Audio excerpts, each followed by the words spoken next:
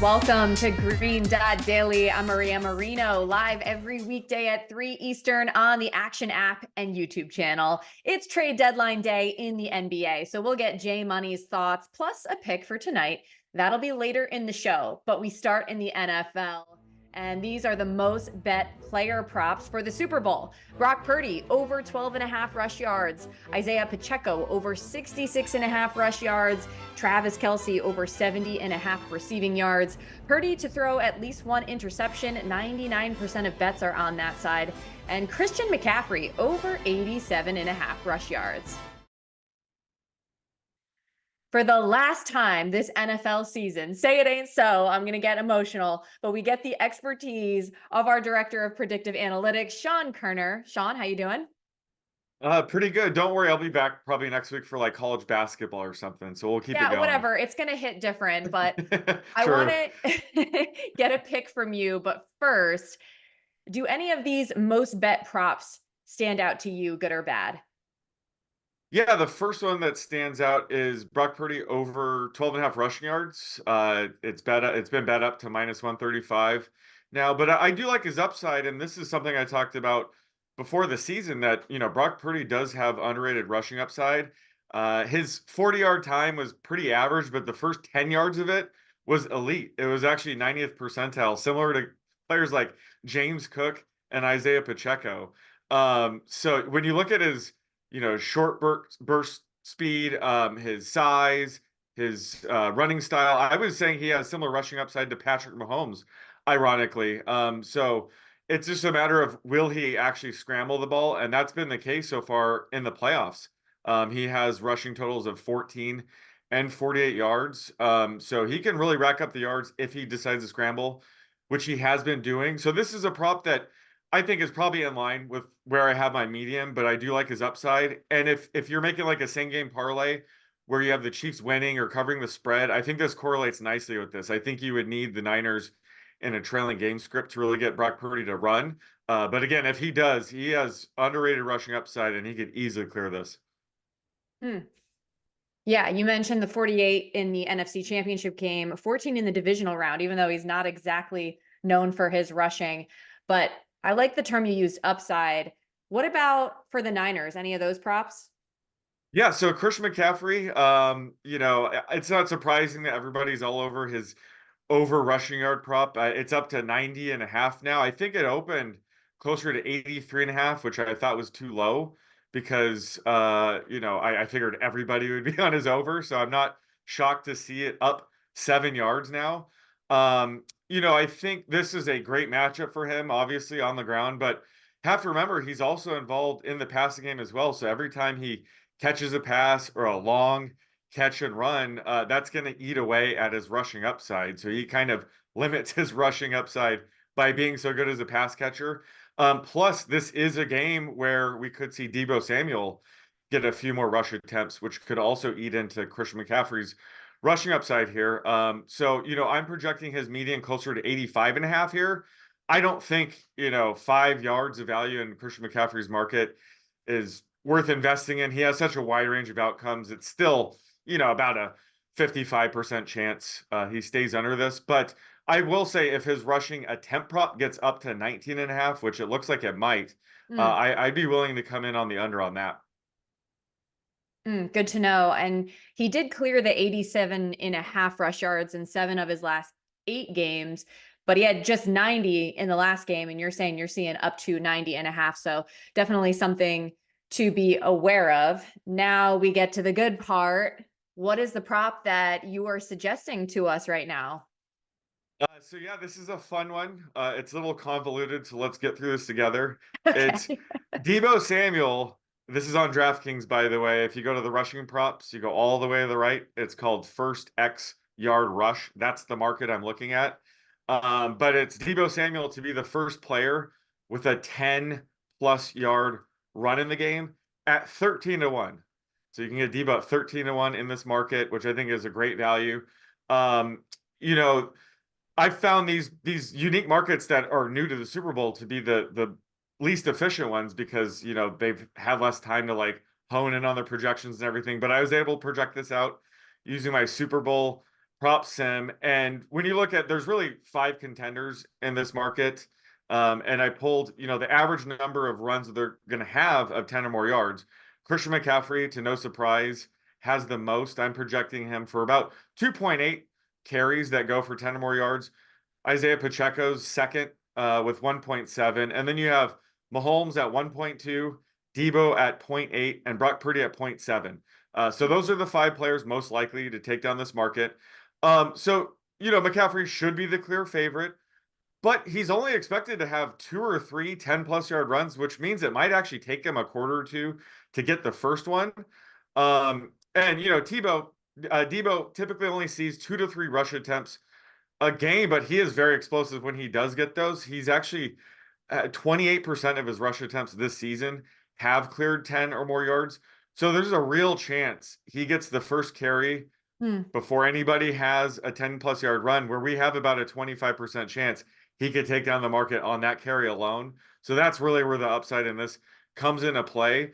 But considering it's a Super Bowl, there's a real good chance, he could end up seeing 4 to 5 carries in this game. Maybe, one on the opening drive. It would make a ton of sense to try to catch the Chiefs off guard and have a Debo carry on the first drive of the game. In fact, when these two teams met in the previous Super Bowl, he had the first rush attempt in that game to go over 10 yards. It went 32 yards to boot. So he's already done this before. I'm projecting his fair odds for this to be closer to plus 790.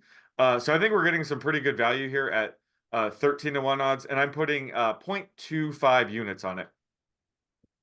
What a good look. Thank you for outlining the whole strategy there. I feel like as far as game script goes, like if this happens, I'm going to be freaking out and probably slacking you immediately.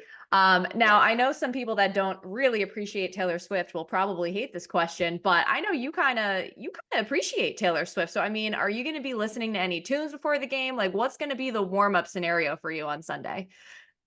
I will not be. I will do my normal routine. I listen to the Swans as my pregame routine. Oh. But I am a Taylor Swift fan. I saw her when she was out at SoFi here. So I'm all for it. But me personally, I will be listening to the Swans before the game. All right, fair enough. Now I know what your pregame routine is. I feel better about Yes. that. Sean Koerner, appreciate you coming on. Thanks for having me. A reminder of what's on the line for Kansas City. They could become the 9th ever team to win back-to-back Super Bowls and the first as 2-time underdogs. They also have the hardest path to a title since 1981 based on opponent DVOA. Patrick Mahomes would also join the short list of QBs to have won and covered 3 or more Super Bowls, along with Tom Brady, Terry Bradshaw, and Joe Montana. All right, look who's joining us now from Las Vegas, our director of research, Evan Abrams. Good to see you. I hope you're enjoying yourself. Let's start by talking about the experience factor in this Super Bowl, because Mahomes has been there, done that. Unlike Brock Purdy, what can you tell us about how that's tended to work out? Yeah, it's a really unique experience, Maria. This is the 11th Super Bowl in history where one quarterback has a 3+ Super Bowl experience advantage over the other. And obviously, it's happened recently when you send Brady there that many times in our generation. But the experienced quarterback is 7-3 straight up in those games. Here are those upsets: Eagles over the Patriots and the Giants over the Patriots twice. So that's it. It was all against Tom Brady. So of the 10 matchups, though, only twice has the quarterback with the Super Bowl experience actually been the underdog, which is probably the more fascinating angle in this one, with Mahomes getting the points against Purdy. So the others were Super Bowl 55. Brady was +3, of course, against Mahomes, and Brady won. And then Super Bowl 50, Peyton Manning +4.5 he got against Cam Newton in Carolina, and Denver also won the game. So a little bit of a good prognostication there for Kansas City. Yes, and I'm still surprised and can't wrap my head around Mahomes being an underdog here again. But let's talk about schematically here. The run game on both sides, obviously so crucial. And as far as Kansas City is concerned, Isaiah Pacheco has been a huge piece. Any interesting nuggets we should know about him? Yeah, we're going to go through the running backs now because I feel like this is probably the crucial aspect of this game. And it's not the aspect that nobody's talking about, but it's the aspect that I feel like is probably most X factor-ish. I'm going to use that word right there. So in his last 8 games with 15 plus rushes, Pacheco's gone over this and his prop 6 times. He's finished with 66 on the dot once in that span. And in the playoffs, he is 3 for 3 for the over. So it's been a great run. And honestly, touchdown in 7 consecutive games entering this one. He's really been the workhorse for Kansas City. I think the props that probably fit with this trend, and Raybon's on this one, plus 170 to lead the game in rushing was the price that he got. I think that's actually a very sharp bet. And then the others, over in carries and over in longest rush. If you think Kansas City's going to roll, he's going to get the carries, especially late in the game. So that's probably the angle with Mr. Pacheco. I love that. And then obviously on the other hand, Christian McCaffrey has been in the MVP conversation all year. What have you dug up on him? Yeah, so this is great. So I'm on the flight to Vegas yesterday, and Gilles Gallant, who works for us, reaches out to me and goes, I have some, I'm interested about Christian McCaffrey. You know, this is a guy who's minus 200, minus 250 to score a touchdown in the Super Bowl. He scored 21 touchdowns this year. Like, what kind of history do we have on this? So I pulled this out. So CMC will be the 18th running back to make the Super Bowl after scoring 15 touchdowns or more from the running back position during the regular season. Of those 17 total running backs, only 8 scored a touchdown in the Super Bowl, and just Terrell Davis in 1998 and Emmitt Smith in 1996 were the lone running backs to score multiple times. So those 17 running backs, they averaged about 18 carries a game, but only 75 rushing yards. Just 4 of those running backs went over 100. 10 of 17 finished with fewer than 80. Now, the one aspect that isn't in any of this stats is McCaffrey of the 18 might be the best receiving back of the bunch. So there is a chance he gets that in other ways, but the price is really, really juicy. And I think Pacheco is probably the back I would target versus McCaffrey because of, just like how much you have to lay with each prop. As always, amazing insight. We're actually going to talk to Gilles in just a minute more about CMC. So we'll get to that. But Evan Abrams, thanks so much for joining us all the way from Vegas. Thanks, Maria. Enjoy the week. You too. Check out the most popular bets for touchdown scorers at MGM. Travis Kelce is at minus 115. Deebo Samuel plus 140. Christian McCaffrey minus 225. Patrick Mahomes plus 400. And Isaiah Pacheco is at minus 130. As we say hello to Gilles Gallant, and earlier this week, you gave out Deebo anytime touchdown at slightly longer odds and Travis Kelce, but for the first Chiefs touchdown, so you get some more value there. But when it comes to Christian McCaffrey, I know a lot of people want to bet on him. How do you make his price more palatable? Sure. And that's a good question because outside of Kelce, a lot of time when you go to these Super Bowl parties or you're talking with your buddies on the group thread or somebody's going to reference Christian McCaffrey for an anytime touchdown. Should we play it at minus 225 to minus 250? And I don't think that's the way you should approach it. I think with Christian McCaffrey, if you're going to play his touchdown prop, you want to take Christian McCaffrey for a first half touchdown. That's anywhere between plus 125 to plus 140. I'm seeing a plus 140 still out there right now. Now, McCaffrey through the playoffs, 4 touchdowns in 2 playoff games, and playing a lot more snaps as well in the playoffs as opposed to during the regular season. He's playing about 90% of snaps, which, again, for a running back one is a little bit more than usual. Usually that's around 70%.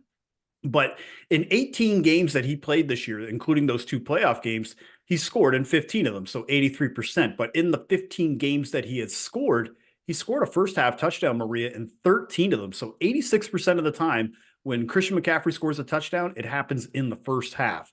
And the Niners have been a very strong first quarter team. They've scored on the opening drive of their games in 10 of 19 games this year. And their first half offense is top 5 in points per game. The second half defense as well is something that I'm a little bit more worried about when betting Christian McCaffrey and really touchdown bets in general, because the Chiefs defense has been very elite in the second half of games this year. They're only allowing around 6.5 points per game. So I think with Christian McCaffrey, given that his track record of how much they're using him in the first half and how well the Niners offense has performed in first quarters as far as being able to drive the ball downfield, Christian McCaffrey is likely going to have 2 to 3 red zone opportunities in the first half. So I think getting him at plus 140 is the angle you should take instead of putting down 2 to 2.5 units to win 1 unit for an anytime touchdown. I am so sold on this. And just for reference, he's around plus 350 or so to be the first touchdown scorer in the game. So what you described is a bit of a safer route. All right. So you talked about going to the Super Bowl party. What are some other fun markets that you can maybe get your pals involved in to bet the Super Bowl? Sure. Yeah. I mean, immediately I start looking at the kickers and start going down to looking at, like, again, there's a lot of popular kicking props out there, the over 47.5 yards, the over 2.5 field goals in the game. I'd rather just prey on ineptness and bank on that and bet on a kicker to miss a field goal around plus 115. Now, when you're looking at both kickers in this game, Maria, Jake Moody, rookie kicker, by the way, playing in the biggest game of his life. He has now missed a field goal in both playoff games.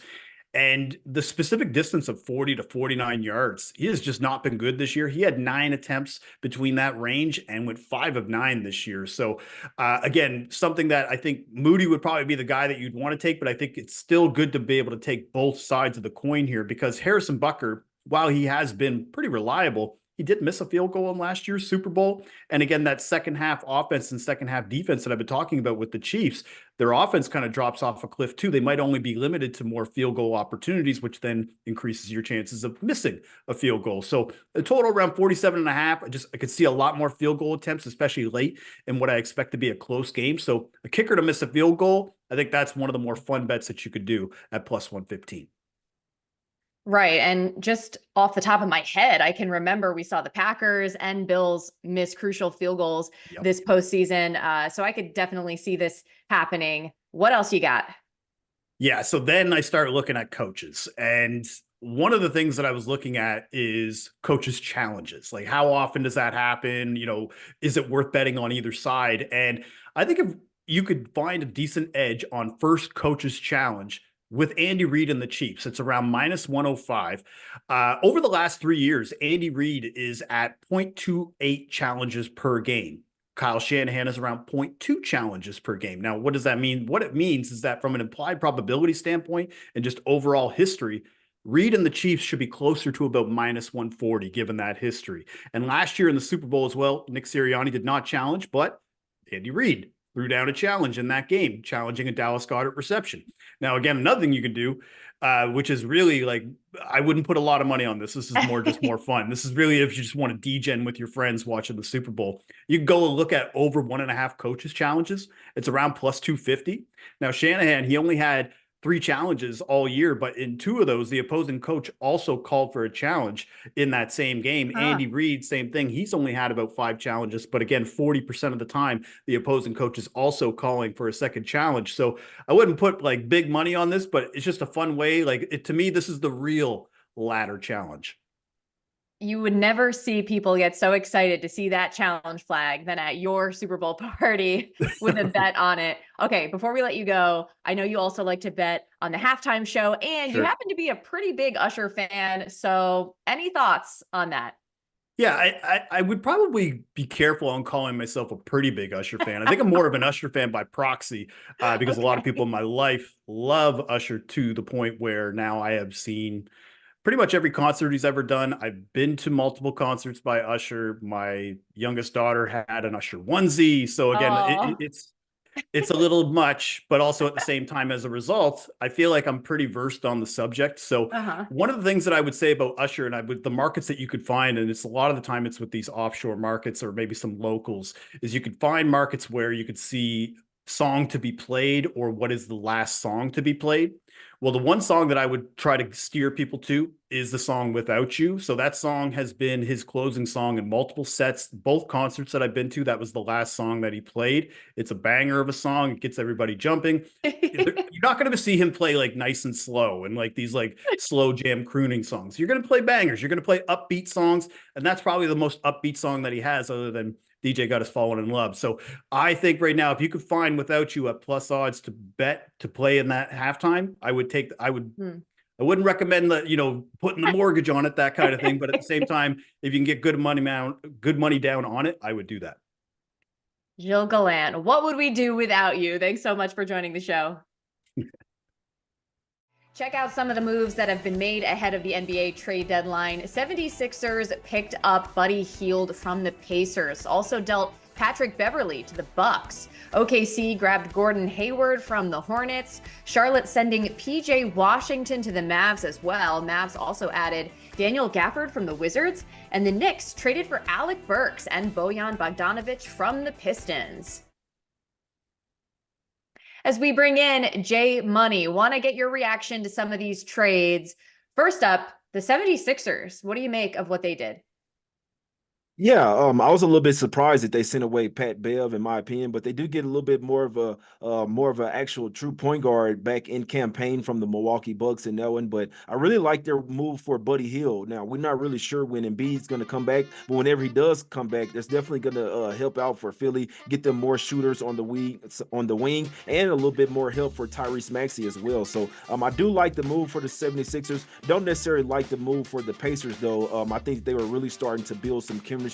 We know that him and Tyrese Halliburton had a close relationship from coming from Sacramento as well. So don't really like the move for the Pacers, but I really do like the move for the Philadelphia 76ers for the future. Hield was averaging 12 points and over 25 minutes per game with the Pacers. Okay, how about OKC? How much better are they with Gordon Hayward?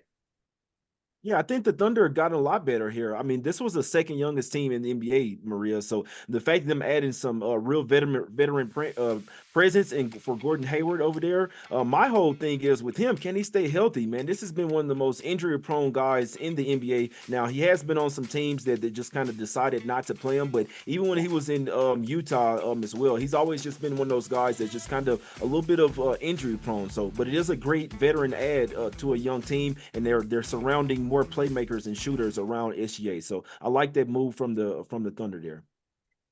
To that point, I looked this up. So of the 3 full seasons Hayward was in Charlotte, he played 44 out of 72 games, then 49 and 50 games respectively. This year, he's played in half of Charlotte's games. Okay, let's move on to the Mavericks. How would you assess their trade deadline?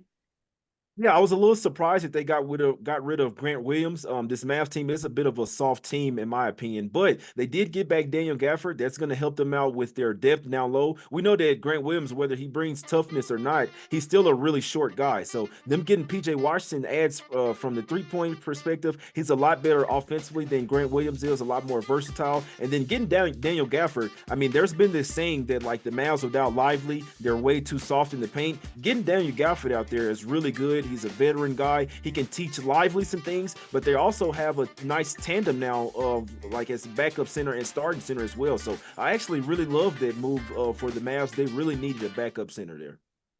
Yeah, good for Gafford getting to go to a team that could be in contention here down the stretch. Can't let you go without getting a pick for tonight, of course. We got 9 games on tap. So which one are you betting?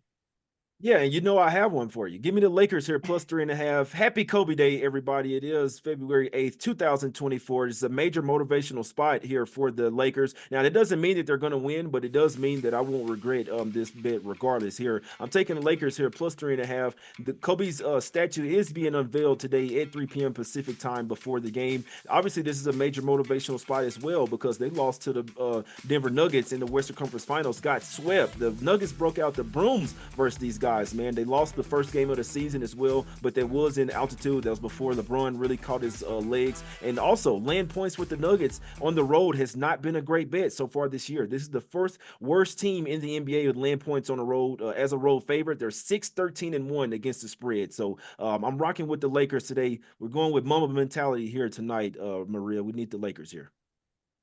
Love it. The Lakers have won 3 in a row. You know they're going to want to at least keep it close here to do Kobe proud. Jay Money, thanks so much. Anytime, Maria. Remember, any picks we give out here on the show, like the one you just heard from Jay Money, you can easily reference by following Green Dot Daily in the Action app. We keep track so you don't have to. That's all for Green Dot Daily. I'm Maria Marino. Thanks so much for hanging with me, and I'll see you again Friday at 3 Eastern on the Action Network YouTube channel and the Action app.